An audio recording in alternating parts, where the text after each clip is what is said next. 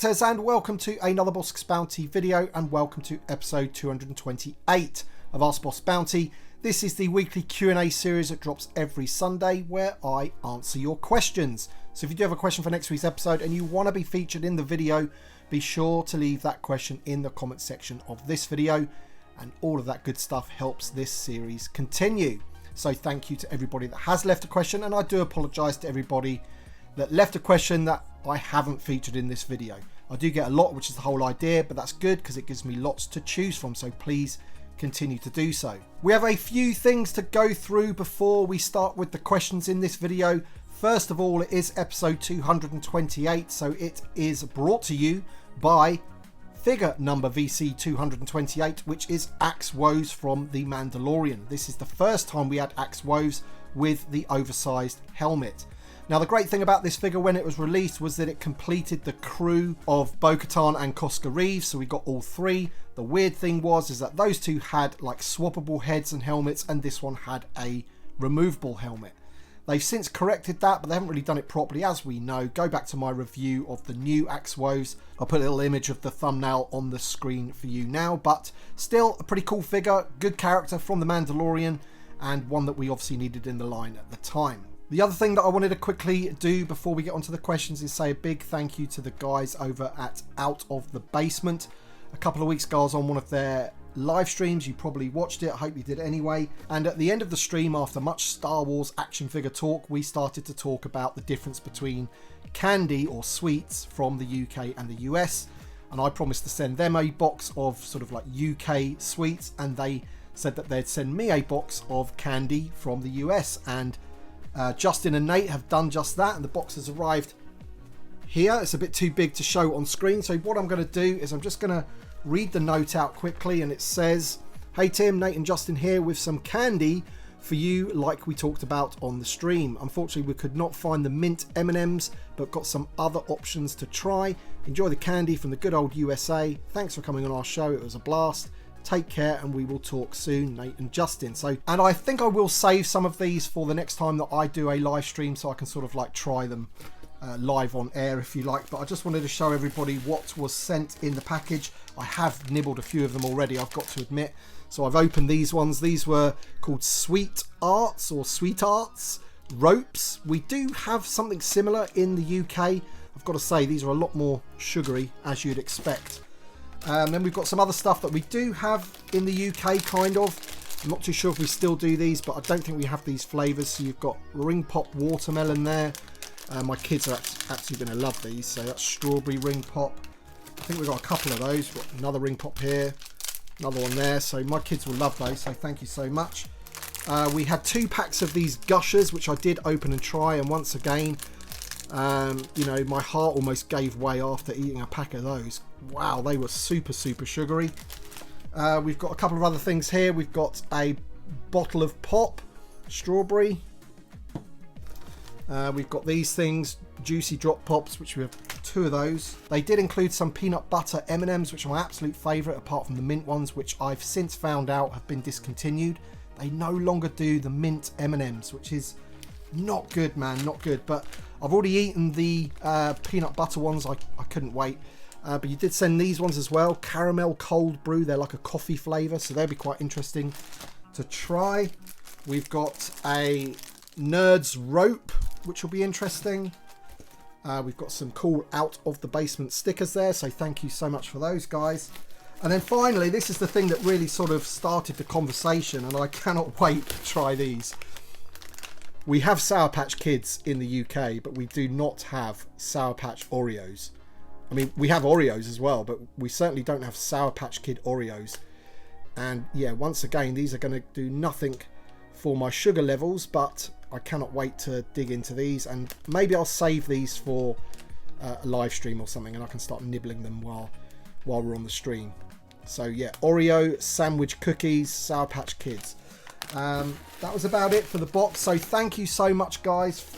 Nate and Justin from Out of the Basement. I will leave a link to their channel in the description below. And the final thing that I wanted to talk about before we get on to the questions is the Haslab Cantina. How can we have a video where we're not talking about the Haslab Cantina at this point in time? I made a video during the week that it hit 8,000 backers, which means it is now going to be in production, which is great.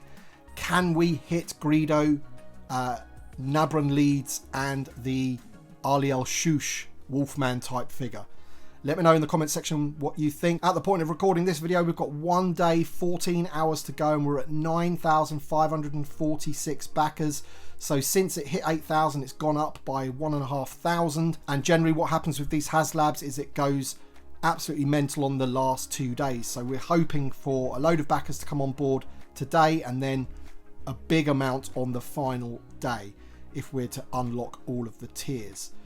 I can't tell you what I think is going to happen, because at this point I honestly do not know. I'm just hoping that we're going to hit all 3. My head sort of tells me that we might only hit Nabran Leeds, but my heart tells me that we can do it and we can go all the way to Aliel Shush. But let me know your thoughts in the comment section below. And I know a load of you replied to me on my previous video about it hitting the 8,000, you know, telling me how you're going to display it and how excited you are for the fact that it has funded, which is great to see the enthusiasm behind it. So keep it going, folks, and hopefully we'll unlock all the tiers. Okay then, so with all that being said, if you do happen to enjoy this video, hit the like button down below, subscribe if you are new, and let's get on to the first question. Brian Buck says, do you think the pipeline Chewbacca with new legs and head will be on a Star Wars card, or do you think it will be a Return of the Jedi with maybe a Boush's bounty head with collar? If it is Star Wars, what accessories do you think we'll get? I would love new binders from the Death Star and rifle he used in the detention block. Now, my personal feeling about this is that they'll put it on a Star Wars card, and I do hope that they change up the card from this one, because we've already had this one. Now, they've done that with Darth Vader. We got the new Darth Vader, and they used the same card image as VC93. They gave it a new number because it essentially was a new figure of Darth Vader, but they used the same card back, so they look very, very similar.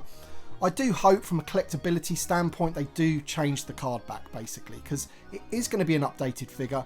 However, I do feel that they will keep it to A New Hope. What I've done here is I've got 2 Chewies here. I've got the one carded. That is the A New Hope version. You can see there he's got like the slick back hair. And this is the Return of the Jedi version, because he's got that sort of center parting hair, as you can see there. Now, they did say he's going to have a new head and new legs. He desperately needs the new legs. We only have the swivel hips there, so it would be great to have a like fully articulated Chewie. I'm wondering, you know, is the reason they're giving him a new head is because these heads just have zero articulation on them at all because of that sort of hairpiece? Are they going to find a better way of doing that for Chewie? But I've got a feeling that it will be A New Hope. I'm hoping they'll give a new card. And the reason I think it'll be A New Hope is because I'm pretty sure the figure that they used in those teaser photos for the Haslab, the one where all of the heroes are at the bar, I'm pretty sure, you'll have to correct me if I'm wrong, but I'm pretty sure that those were like early prototypes of those new heroes that they pipelined, and Chewie was one of those. But it was darkened out, so you couldn't really tell 100%, but to me he did look like he had the slick back hair, so that to me tells me that it's going to be a New Hope version, and plus he's been pipelined with those other versions of the main heroes, suggesting they're all from, you know, Star Wars A New Hope. But we'll have to wait and see what they do. As I said, if they do another A New Hope Chewie, I really do hope that we get an updated card, because it would just be nice for the collection. Mark Rinsland says, hi boss, question for next week. In your new collection room, what are the type of shelves that you use to hold your throne room? Many thanks. So they are kind of shelves, but they're more sort of like glass cabinets. They're these ones that you can see right here, and they are from IKEA, and they are called Rudsta, R-U-D-S-T-A. And I've got to thank Dean, a Patreon supporter and good buddy of mine, for recommending them, to be honest, because he uses them in his collection room, and I thought they looked awesome, and he told me what they were, so that's what I've got. David Stevens says, hi Tim, love to you and the family. Question for next week. The Hasbro Star Wars SDCC exclusive is a 25th anniversary Black Series Darth Maul and Sith Speeder. Are you disappointed that there is no TVC SDCC exclusive? What kind of TVC SDCC exclusive would you like to see? Keep up the good work, mate. That was quite difficult to say. So I'm not disappointed, because I'm pretty sure, like 99.9% sure, that there will be a TVC SDCC exclusive. We just haven't had it revealed yet. I would have absolutely loved an all new Darth Maul with Sith Speeder for the vintage collection. I think that would have been pretty awesome. But I'm pretty sure that they did say that at San Diego Comic-Con, all of the reveals for the vintage collection will not be based on Return to Tatooine. And that Darth Maul speeder is a Tatooine item, isn't it? So we won't be getting a TVC version of that, and it looks like we won't be getting anything related to Tatooine at all. So I have no idea what it's going to be, but I'm pretty sure, like as I say, 99.9% sure that there is a exclusive for San Diego this year. Tiago Lopez da Silva says, question for next week, is there anywhere on the internet I can keep up to date with all the upcoming pipeline figures? I'm always after some characters from older lines or on the secondary market, but I fear buying characters that either have been pipelined or high chance to be pipelined in the near future. That's the case of C-3PO for me. I really want the shiny one, but I believe Hasbro is going to update it very soon for some reason. Thanks, BB. May the force be with you. I mean, this is always a problem, isn't it, about buying figures on the secondary market, whether it be TVC 1.0 or figures from another line. There's always the potential that Hasbro are going to either reissue them or remake them, update them. There's always that chance. I'm not too sure about C-3PO. That was me just saying that that's something that I would like for them to do. However, to promote my own website, I do have a post on there, which is a vintage collection visual guide and checklist. It has all of the card backs on there, all of the variants as well, and I also list halfway down, after all of the released TVC figures, the pipelines, you know, what's upcoming. So you can check that out. I always leave a link to that post in the description of all of my videos, so you'll be able to see it there. Andrew Cook says, hey BB, question for next week. I was thinking about the Ghost and we don't really have any opposition for it besides regular TIE fighters. If you could add another vehicle from Rebels to TVC, would you rather it be an Inquisitor's TIE fighter with another Inquisitor, or a TIE Defender, which we've never had in 3.75 inch before, or a Mandalorian fighter with a Fen Rao figure?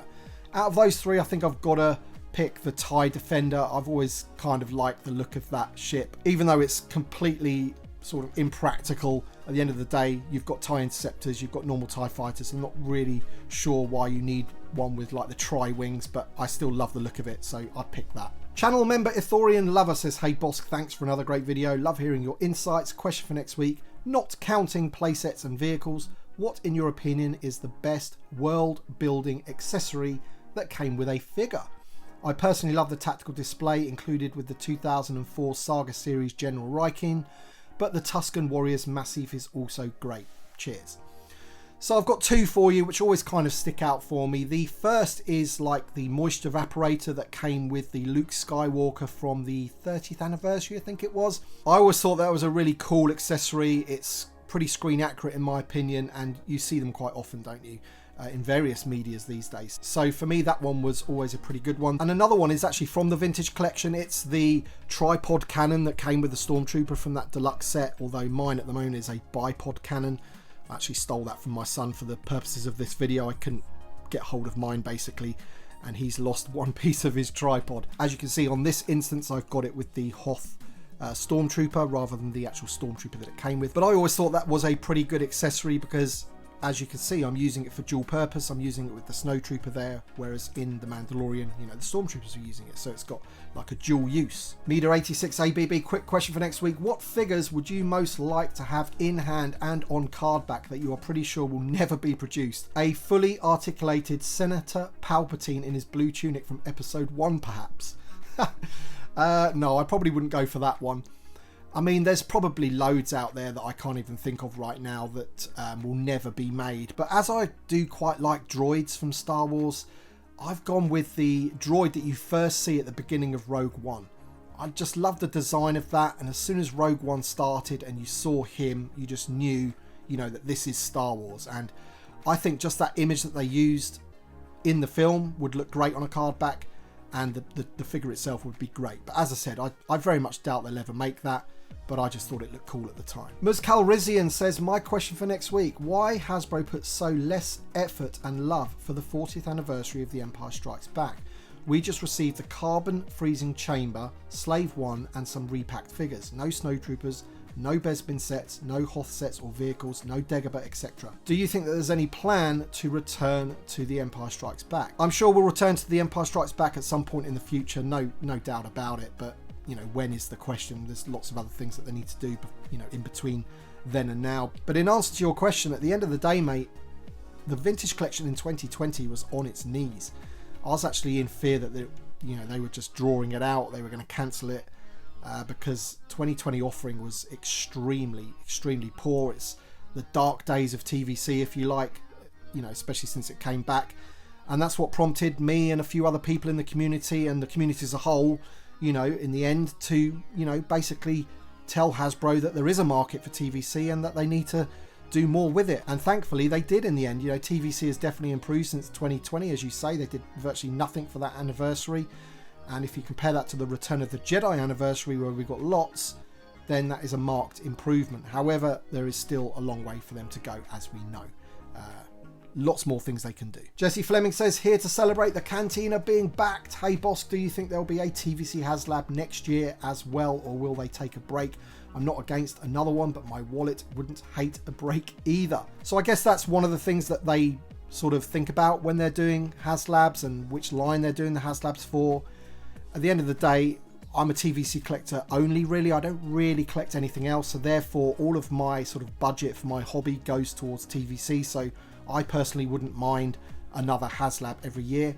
What I think would be nice, and I think a lot of people would be in agreement with this, is if we actually got the one Haslab that we've already paid for first before another one starts. It would be nice right now to be sitting here with the Ghost in hand before I'm backing another one.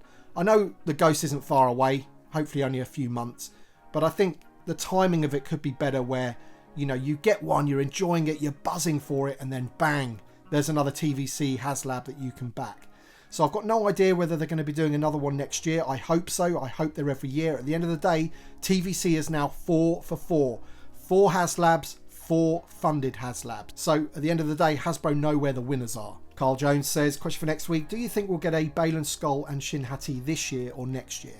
Well, I can pretty much guarantee that we won't get them this year, and that's not to say that they won't be revealed for pre-order or pipelined or whatever. I mean, I wouldn't be surprised if one, if not both of them, get revealed at SDCC this year. I could definitely see that happening, but that means they'll be coming out next year. So I feel if those two figures are going to be coming to TVC, then we'll have them in our hands next year.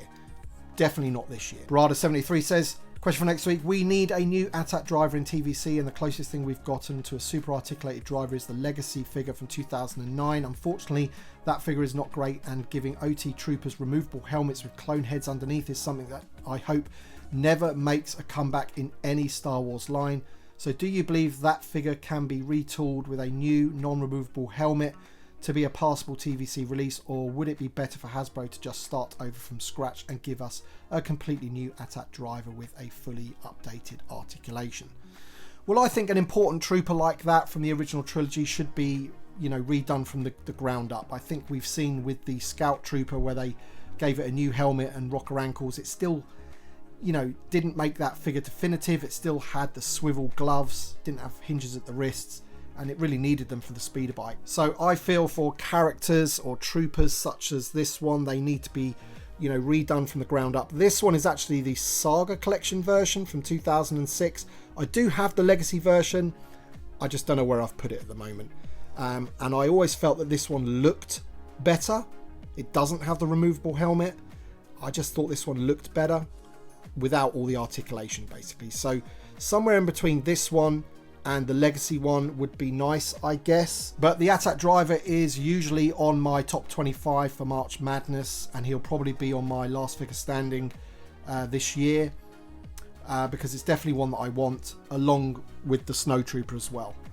Two great looking troopers from The Empire Strikes Back that, for me, desperately need an update. P Diddy82 says, hey Bossk, great video as always. Question for next week, just looking at how you currently display your TVC collection, really like how you've got it all laid out with the Haslab being a playset. My question is, what is your favourite existing playset in TVC? I've got the Navarro Cantina, Tanti 4 and Boba's Jabba's Throne Room. The Throne Room probably just takes it for me. How about you? Do you have a favourite, and do you have any playsets you would like to see in the future? So I think it's a little bit unfair to compare the Jabba's Throne Room with the other playsets that we have, just purely because of the size and detail of it compared to the other playsets. You know, the price point was way over the other ones. I've always liked the Tanti 4 playset, which is just up there in the background there. I love the fact that that thing's modular, so you can have it displayed in all different ways. You can have the back portion of it displayed with the new R2-D2 and Princess Leia in that scene if you wanted to. Or you can have it set out like I have, where the stormtroopers are busting through the door and they're having that shootout with the rebel fleet troopers. Or I guess you could have Vader, you know, marching in. However you want it, really. The world is your oyster with that playset, and I wish I had a bit more room to display more of it.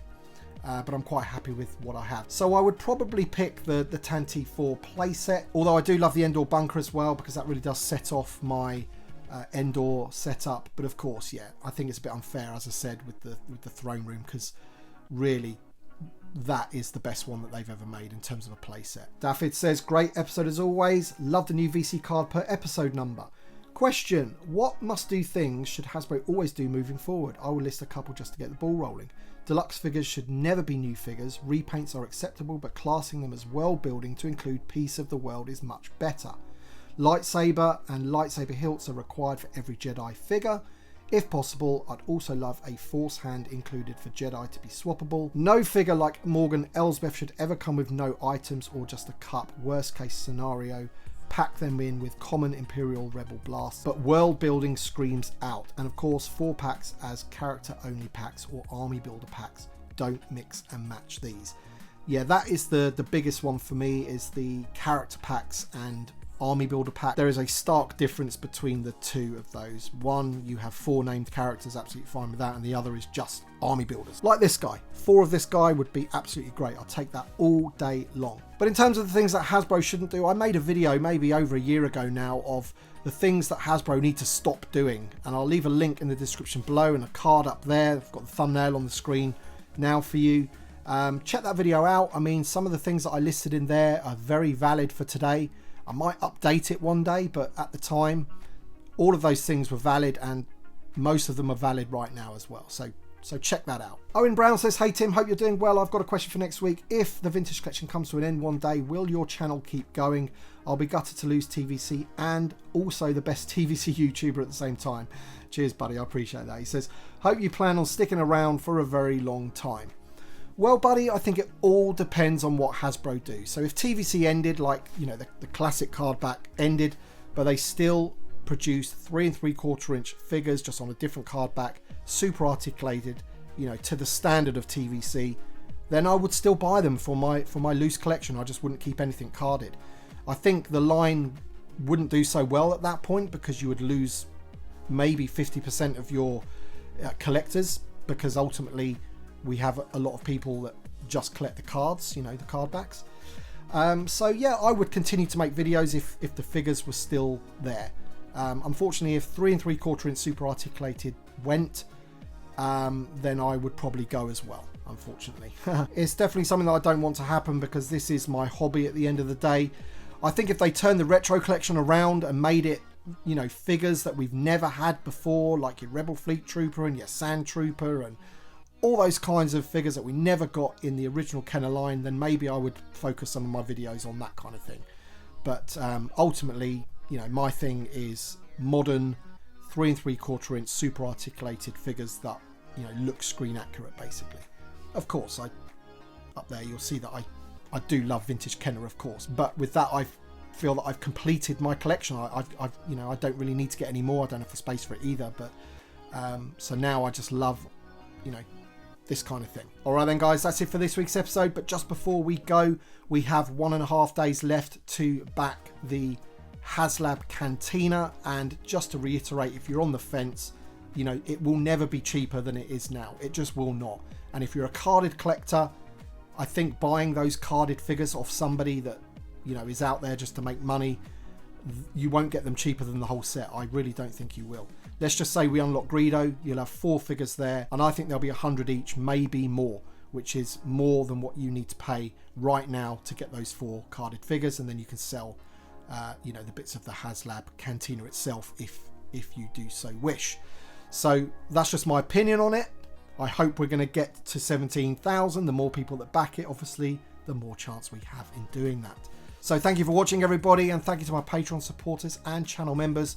Your support means a great deal to me, as always, so thank you so much. And everybody, don't forget to leave your questions for next week's episode, and we shall see you on the next one.